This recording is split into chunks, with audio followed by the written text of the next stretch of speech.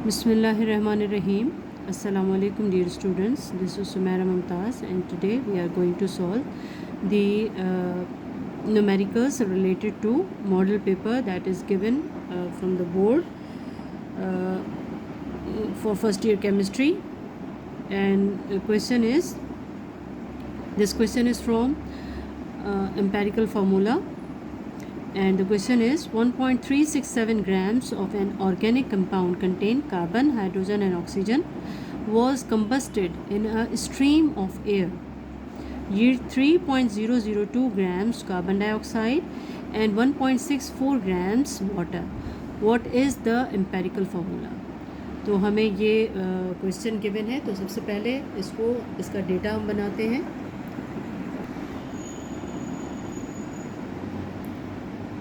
Atoms present in compound is equal to carbon, hydrogen and oxygen. That is given in the question. And mass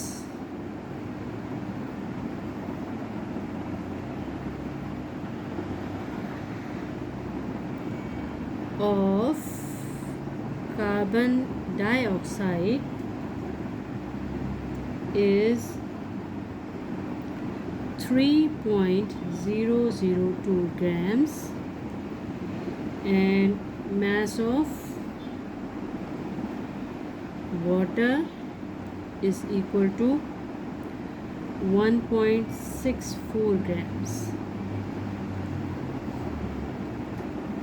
And mass of compound that was burned to yield carbon dioxide and water is 1.367 grams.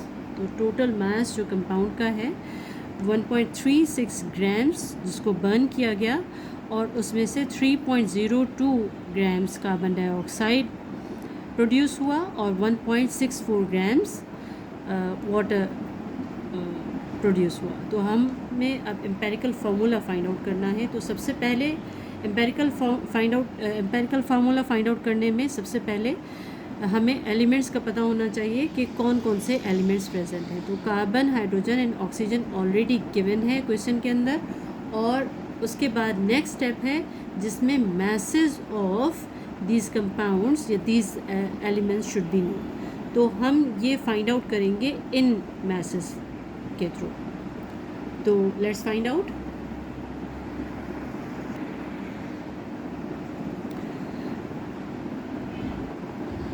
Mass of carbon can be detected from carbon dioxide.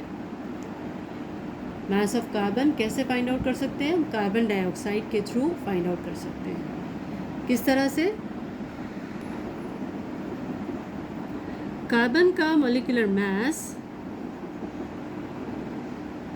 Equal to 44 होता है. किस तरह से? कि 12 plus 16 plus 16. तो 16 and 16 32 and 12 44. तो हम ये कह सकते हैं कि 44 grams carbon dioxide contain 12 grams carbon. यानी कि 44 ग्राम्स कार्बन डाइऑक्साइड में कितने कार्बन होते हैं? 12 ग्राम्स होते हैं. अब यहाँ पे 3.002 ग्राम्स कार्बन डाइऑक्साइड है. तो यहाँ पे यूनिटरी मेथड हम इस्तेमाल करेंगे. 3.002 ग्राम्स कार्बन डाइऑक्साइड में कितना होगा? तो यहाँ पे यूनिटरी मेथड में क्या होता है कि इसमें हम मल्टीप्लाई करते हैं इसको. 12 मल्टीप्लाई 3.002 डिवाइड करते हैं इससे 44. तो इससे हमारे पास क्या आंसर आएगा? Let's calculate. इसको कैलकुलेट करने के बाद हमारे पास आया 0.818 ग्राम्स कार्बन. यानी कि 3.2002 ग्राम्स कार्बन डाइऑक्साइड में 0.818 ग्राम्स कार्बन मौजूद है। यहाँ पे हमें इसका मास फाइंड आउट हो गया कार्बन का। अब बारी है हाइड्रोजन का मास। तो mass of hydrogen can be obtained from water H2O, और हमें पता है कि H2O का मॉलिक्यूलर मास कितना होता है, इज़ इक्वल टू 18। किस तरह से कि हाइड्रोजन के 2 यानी 1 + 1 + 16 इज़ इक्वल टू 18। तो यहाँ पे हम ये कह सकते हैं कि 18 grams H2O contain 2 grams hydrogen. Hydrogen twice है तो 2 ग्राम्स हाइड्रोजन। 18 ग्राम्स वाटर में 2 ग्राम्स हाइड्रोजन है, तो गिवन वाटर कितना है हमारे पास, that is 1.64 in the question. तो 1.64 ग्राम्स वाटर में कितना होगा, 2 × 1.64 divided by 18। 1.64 that is given in the question. 1.64 grams water contain 2 × 1.64, 2 इससे डिवाइड हो जाता है और 18 से 2 इससे मल्टीप्लाई हो जाए तो 18 से डिवाइड हो जाएगा। तो यहाँ पे हम आंसर निकालेंगे इसको कैलकुलेट करके, and the answer is 0.182 grams hydrogen, यानी कि इतने ग्राम्स वाटर में, 1.64 ग्राम्स वाटर में हाइड्रोजन का इतना मास मौजूद है, 0.182 ग्राम्स। अब हमारे पास हाइड्रोजन भी आ गया, कार्बन भी आ गया। अब ऑक्सीजन की बारी है, ऑक्सीजन का मास निकालने की। लेकिन ऑक्सीजन का मास हम इसके थ्रू नहीं निकाल सकते, क्योंकि ऑक्सीजन वाटर के अंदर भी मौजूद है और ऑक्सीजन कार्बन डाइऑक्साइड के अंदर भी मौजूद है। तो इसको हम पहले परसेंटेज कंपोजिशन निकालेंगे, और परसेंटेज कंपोजिशन जो हाइड्रोजन की आएगी और जो कार्बन की आएगी, 100 में से उनको माइनस करेंगे, तो उसमें से हमें ऑक्सीजन फाइंड आउट हो जाएगा। हम इस मेथड के थ्रू ऑक्सीजन क्यों नहीं कर सकते, क्योंकि ऑक्सीजन वाटर में भी मौजूद है और कार्बन डाइऑक्साइड में। तो परसेंटेज कंपोजिशन के बाद हम ऑक्सीजन निकाल सकते हैं। तो अब परसेंटेज कंपोजिशन निकालते हैं। Percentage composition of carbon. अब परसेंटेज कंपोजिशन क्या होती है कि कार्बन का मास 0.818 था और मास ऑफ कंपाउंड जिसको बर्न किया गया that was 1.367, that is in the question कि इसको बर्न किया गया और कार्बन डाइऑक्साइड और वाटर रिसीव हुआ, जिसमें कार्बन कितना है और हाइड्रोजन कितना है। तो कार्बन का mass divide by total mass multiply 100। Percentage composition के लिए हम इसको इस तरह से कैलकुलेट करेंगे और कैलकुलेट करके आंसर निकालते हैं। And percentage composition of carbon is 59.8।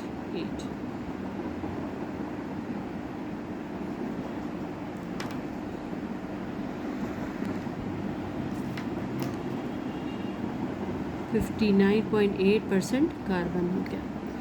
और इसी तरह से percentage composition of hydrogen, and that is hydrogen का मास जो डिटेक्ट हुआ था दैट वाज 0.182। इसको मल्टीप्लाई करेंगे 100 से और डिवाइड करेंगे टोटल कंपाउंड से 1.367। तो इसमें परसेंटेज कंपोजिशन कैलकुलेट कर लेते हैं, and answer is 13.3% of hydrogen.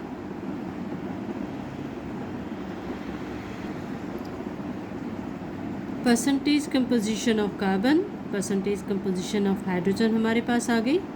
अब इन दोनों में से हम ऑक्सीजन की परसेंटेज फाइंड आउट कर सकते हैं। अगर टोटल हमारे पास 100 होता है तो उसमें से हम 59.8 माइनस करेंगे कार्बन की और 13.3 माइनस करेंगे हाइड्रोजन की, तो जो बाकी बचेगी हमारे पास that would be the percentage of oxygen. Total अगर 100 होता है तो 59 is of carbon and 13.3 is of hydrogen, then rest of the composition या rest of the grams, rest of the mass will be of oxygen. तो इसको 100 में से minus करके देखते हैं कि हमारे पास क्या आता है,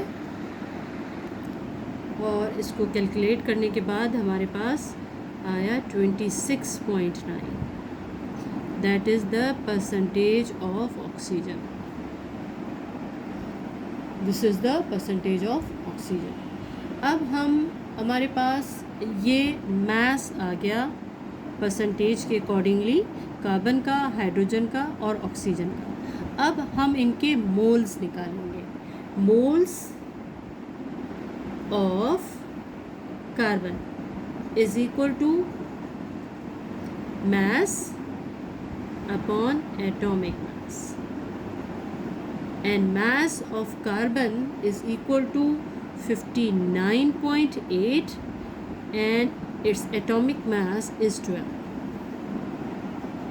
इसी तरह से हम मोल्स ऑफ हाइड्रोजन भी लिख लेते हैं और इसको फिर कैलकुलेट करेंगे। Moles of hydrogen is equal to mass upon atomic mass is equal to, इसका mass है 13.3 and its atomic mass is 1। Similarly, the mass of oxygen, moles of oxygen किस तरह से find out करेंगे? moles of oxygen is equal to mass upon atomic mass,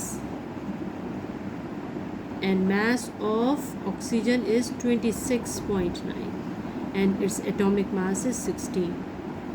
तो इसको calculate कर लेते हैं। 26.9 59.8 divided by 12 is equal to 4.9 is equal to 4.9। इसको हम अप्रॉक्सीमेटली इक्वल कर लेते हैं 5 के, राउंड ऑफ कर लेते हैं इसको 5 के। उसके बाद moles of hydrogen 13.3 divided by 1 is equal to 13.3 ही होगा। ये मोल्स हैं, ये भी मोल्स हैं, और 26.9 divided by 16, 26.9 divided by 16 is equal to 1.68 moles. These are moles of carbon, these are moles of hydrogen, and these are moles of oxygen। अब moles निकालने के बाद बारी आती है simplest moles, simplest ratio of moles. Simplest ratio of moles में हम क्या करते हैं कि सबसे कम तरीन मोल्स जिसके होते हैं उससे सबको डिवाइड कर लेते हैं। तो इन तमाम मोल्स में से सबसे कम मोल्स ऑक्सीजन के हैं। कार्बन के समझे 5 मोल्स हैं, 4.9 is equal to 5 moles, these are 13.3 moles, and oxygen has 1.68 moles. तो 1.68 मोल्स से सबको डिवाइड कर लेंगे।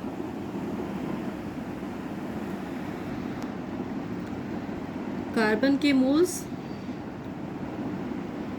5 divided by 1.68, hydrogen 13.3 divided by 1.68 and oxygen 1.68 divided by 1.68, यानी कि सबसे कम मोल्स ऑक्सीजन के थे, इससे हमने सब के मोल्स को डिवाइड कर दिया। अब 5/68,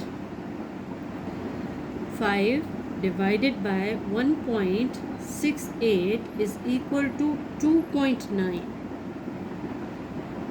2.97, दैट इज़ इक्वल टू 3। इसको राउंड ऑफ कर लेते हैं। And 13.3 divided by 1.68 is equal to 7.9, let's it is equal to 8। इसको 8 राउंड ऑफ कर लेते हैं और दिस इज़ इक्वल टू 1। तो हमारे पास कार्बन के मोल्स आए 3, हाइड्रोजन के मोल्स आए 8 एंड ऑक्सीजन का 1। तो हमारा जो एम्पेरिकल फार्मूला बना, empirical formula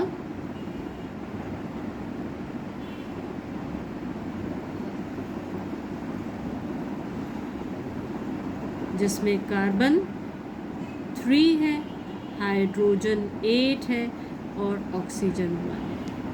this is the empirical formula of the compound. उम्मीद है आपको ये अच्छी तरह से समझ में आ गया होगा with full concept. Thank you so much. If you have any question you can write in the comment box. Thank you so much. Allah Hafiz.